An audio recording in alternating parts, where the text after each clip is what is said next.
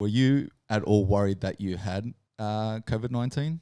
I was. I mean, I didn't know I had pneumonia at the time. I was in there because they thought I had COVID. So I got sick. I was in New Zealand for the UFC. I was covering that, and I was over there for IMMAF.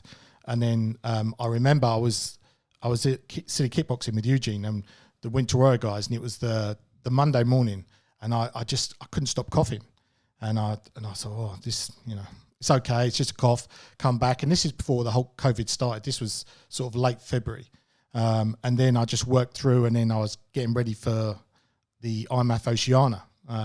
We had 10 countries come in, and we were so lucky because it's just before the lockdown happened, We had 85 athletes. We had a really big Australian team and put this huge event on. And I just kind of pushed through, but I started getting sicker and sicker. And then all the COVID stuff started coming out, and I was like, oh shit, so I better get tested because I've been with all these people, and I was petrified that they'd come back and say, you're positive, because then I'd been with all these athletes from all around the world, and I thought, this is just a nightmare. And I was so stressed about it. So I went and got tested, and it came back negative. And I was like, okay, that's great. So I carried on, but I was still sick, and I didn't know I had pneumonia, and I didn't know I had whooping cough. And this is the thing, I just pushed through. And then I got really sick, and then I ended up in an ambulance to hospital, and they said, have you been tested for COVID? And I said, yeah, no problem. I was tested in Woy, Central Coast. And they said, where? And I told them where, and they said, no, they're not been testing it right. And I was like, what?